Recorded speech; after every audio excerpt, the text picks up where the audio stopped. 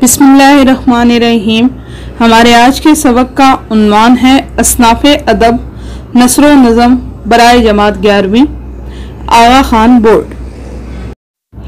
असनाफ़े नसर व नज़म का जायज़ा लेने से पहले आइए देखते हैं कि अदब की अहमियत हमारी ज़िंदगी में क्या है और इसकी ज़रूरत एक इंसानी ज़िंदगी को क्यों होती है और अदब पढ़ाए जाने या पढ़ने के काबिल क्यों होता है। अदब को अंग्रेज़ी ज़बान में लिटरेचर और उर्दू में अदब के नाम से ही मौसूम किया जाता है। ये अरबी ज़बान का लफ्ज़ है और इसके मुख्तलिफ मानी और मफ़हूम लिए जा सकते हैं। अदब आम तौर पर शाइस्तगी के मानों में इस्तेमाल होता है। हम इसे जमालियात का नाम भी दे सकते हैं। ये आर्ट की एक शाख है जिसे फ़न लतीफ़ भी कहा जा सकता है। कार्ल न्यूमन ने इसकी बड़े वाज़े तारीफ़ की है कि इंसानी अफ़कार, ख़यालात और एहसासात का इजहार ज़बान और अल्फाज के ज़रिए करना अदब कहलाता है और अदब तो ज़िंदगी के शऊर का नाम है। डॉक्टर पीरज़ादा कासिम का कहना है कि अदब ज़िंदगी को बेहतर और पुरसुकून बनाने का ज़रिया है। अदब माशरे की तहज़ीब व तरक्की में अहम किरदार अदा करता है। मैक्सम गोरकी ने अदब को इंसानियत का नक़ाद करार दिया है। इसीलिए अदीब अपनी सोच और ख़यालात को मुख्तलिफ असनाफ़ का लिबास पहनाकर क़ारीन की दिलचस्पी और अदब के इजहार का ज़रिया बनाते हैं। अदब को बुनियादी तौर पर दो हिस्सों में तकसीम किया जाता है, नसर और शायरी, जिसको नज़्म भी कहा जाता है। नसर की तारीफ देखते हैं कि नसर लुग़वी तौर पर किसी बिखरी हुई चीज़ को कहा जाता है, यानी इसके लुग़वी मानी बिखरी हुई शय के हैं। वो तहरीर जो मंजूम ना हो बल्कि आम गुफ्तगू की तरह लिखी जाए उसे नसर कहते हैं। नसर उस तहरीर को कहा जाता है जिसमें वज़न का एहतमाम ना हो, क्योंकि वज़न तो शायरी का वस्फ है, और इसमें इबहाम भी ना हो, क्योंकि अगर एक जुमले में कई मानी होंगे तो यह नसर का ऐब तस्वर किया जाएगा। नसर में बात साफ तरीके से बयान की जाती है। नसर के लिए ज़रूरी है कि इसमें हकीकत और वाकईयत हो। नसर का बुनियादी मकसद यही है कि वो काम जो शेर के ज़रिए आसानी से मुमकिन ना हो वो नसर से लिया जा सके और अपने ख्यालात को इंतहाई वजाहत के साथ बयान किया जा सके। मजमूआ नज़्म नसर बराए जमात 11वीं में जो असनाफ़े नसर तुलबा पढ़ते हैं और जिनके बारे में मालूमात हासिल करते हैं वो दर्ज झैल हैं: सफ़रनामा, खाका निगारी या शख्सियत निगारी, अफसाना, ड्रामा और मकतूब निगारी। इनमें अफसाना और ड्रामा अफसानवी अदब यानी कि फिक्शन और सफ़रनामा, खाका निगारी और मकतूब निगारी गैर अफसानवी अदब यानी कि नॉन फिक्शन से ताल्लुक़ रखते हैं। तारीफ़ाते असनाफ़े नसर देखते हैं। अफसाना, अफसाना एक मुख्तसर कहानी को कहा जाता है। नावल की तरह अफसाने के मौज़ूआत का दायरा भी वसी है।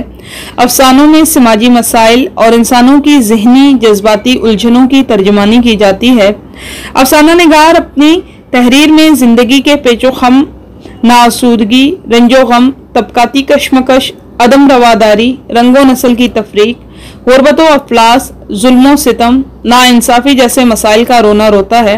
अफसाने में वाक़यात को तफसील की बजाय इख्तिसार से पेश किया जाता है।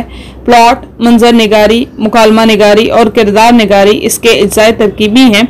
अफसाने और नावल की तश्कील के अनासर में काफ़ी हद तक मुमासलत पाई जाती है, लेकिन अफसाना एक ऐसी मुख्तसर कहानी को कहा जाता है जो ज़िंदगी का सिर्फ एक पहलू बयान करती है और इसका अंजाम कारी को सोचने पर मजबूर कर देता है। सफ़रनामा, सफ़रनामे में चश्मदीद वाक़यात और सैरो सियाहत को तहरीरी शक्ल में पेश किया जाता है। किसी भी सफ़रनामे को पढ़कर किसी मुल्क की खुशहाली, तरक्की, रवायत, तहजीब व सकाफत और जोग्राफियाई हदूद का इल्म होता है। सफ़रनामा लिखने वाला वाक़यात और हादसात का खुद शाहिद होता है और दूसरों के सहारे के बगैर अपनी दास्तान सफ़र रकम करता है। अगर वो किसी दस्तावेज या तवीलुल उम्र बूढ़ों के ताउन से किसी जगह की तारीखी झलकियां पेश करना चाहे तो ये बात अलग है, लेकिन बुनियादी तौर पर सफ़रनामा निगार अपने ही ख्यालात और वाक़यात को बयान करता है। ड्रामा यूनानी ज़बान का लफ्ज़ है और इसका माखिज ड्रॉ है। इसके मानी करना या करके दिखाना के हैं। इसे जिंदगी की नकल और इंसानी जिंदगी की अमली तस्वीर भी कहा गया है। चूंकि इस अमली तस्वीर को स्टेज पर दिखाया जाता है, इसलिए स्टेज से इसका बड़ा गहरा ताल्लुक है।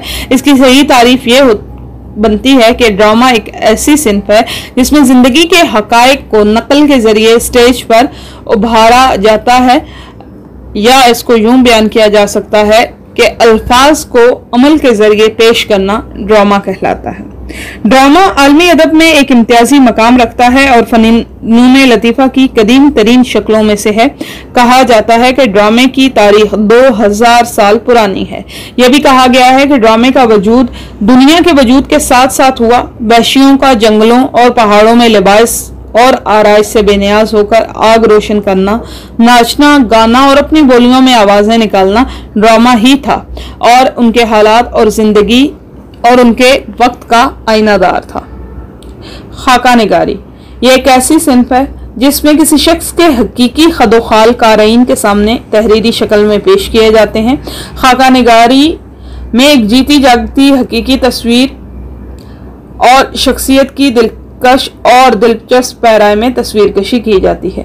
खाका निगार वाक़यात और मुशाहिदात के साथ साथ अपने तासुरात और क़यासात को भी शामिल करता है। एक कामयाब खाका निगार की निगाह उस मकाम को पहचान लेती है जिस मकाम पर आम खाका नवीसों की निगाह नहीं पहुंच सकती, और एक खाका निगार की सबसे अहम खसूसियत उसका गैर जानिबदाराना यानी कि न्यूट्रल अंदाज है। मकतूब निगारी मकतूब निगारी को खतूत निगारी भी कहा जाता है। हम एक शख्स से कोई बात कहना चाहें और वो हमारे सामने मौजूद ना हो तो अपनी बात और गुफ्तगू को तहरीरी शक्ल में उसे भेजना मकतूब निगारी कहलाएगा। मौलवी अब्दुल हक का कहना है कि खत इंसान के दिली ख्यालात और जज्बात का रोजनामचा और इसरार हयात का सहीफा है।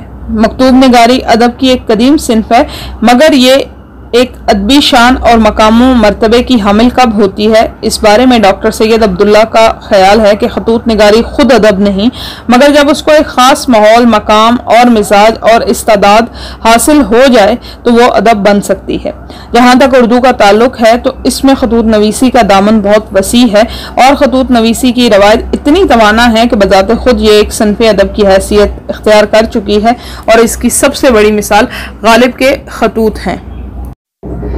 आइए अदब का दूसरा पहलू देखते हैं जिसको नज़्म या शायरी कहा जाता है। अल्फाज और ख्यालात को किसी ख़ास मकसद और पैगाम के साथ एक लड़ी में परोना नज़्म कहलाता है। ख्यालात व जज्बात, इक़दार व रवायात, मदा व ज़म, हालात व वाक़यात वगैरह को गैर मामूली अंदाज में मौजू करके पेश करना शायरी कहलाता है। हम ये कह सकते हैं कि मौजू अल्फाज में हक़ाइक़ की तस्वीर कशी को शायरी कहा जाता है।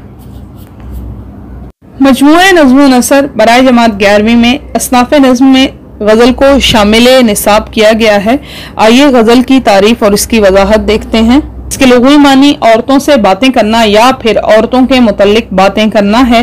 हिरन के बच्चे के मुंह से निकलने वाली दर्द भरी आवाज को भी गजल का नाम दिया गया है। कैस राजी ने अल अजम में गजल के सिलसिले में यही निशानदेही की है कि यह लफ्ज गजल दरअसल ग़िज़ाल यानी कि हिरन से माखूज किया गया है।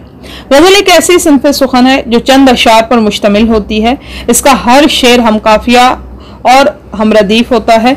रदीफ ना होने की सूरत में हम काफिया जरूर होता है। पहले शेर जिसके दोनों मिसरे हम काफिया होते हैं उसको मतला, जबकि आखिरी शेर जिसमें शायर अपना तखल्लुस इस्तेमाल करता है उसको मक्ता कहा जाता है। गजल का हर शेर एक मुस्तकिल इकाई की हैसियत रखता है क्योंकि उसके हर शेर में एक अलग ही मफहूम बांधा जाता है। बाज़ औक़ात एक पूरी गजल भी एक ही मज़मून पर मबनी होती है और गजल एक बहर की शक्ल में लिखी जाती है। तमाम असनाफ का जायजा लेने के बाद आइए ये अखज़ करते हैं कि नज़्म और नसर में बुनियादी तौर पर फ़र्क क्या है। नसर या नज़्म का वजूद सिर्फ़ और सिर्फ आपके वो जज्बात और एहसासात हैं जो जब अंदर से बाहर का रुख करते हैं तो उन्हें अल्फाज का सहारा लेना पड़ता है, मगर उन अल्फाज को नज़्म मुनज़्ज़म करके पेश करती है और नसर बेतकल्लुफ़ाना अंदाज में पेश करती है। नज़म में वज़न का ख्याल रखा जाता है, जबकि नसर में आम अंदाज में गुफ्तगू की जाती है। नज़्म में जुमला मुख्तसर रखा जाता है और मिसरों की सूरत में इबलाग किया जाता है। नसर में किसी भी वज़न का ख्याल नहीं रखा जाता। नज़्म में बहूर का यानी बैरों का इस्तेमाल होता है, मगर नसर इनसे पाक होती है। नज़्म में काफिया और रदीफ की पाबंदी भी की जाती है, जबकि जदीद नसर में ऐसा कुछ नहीं होता। अगर यूं कहा जाए कि शायरी की लतीफ इमारत जज्बात और एहसासात पर उस्तवार है तो गलत ना होगा।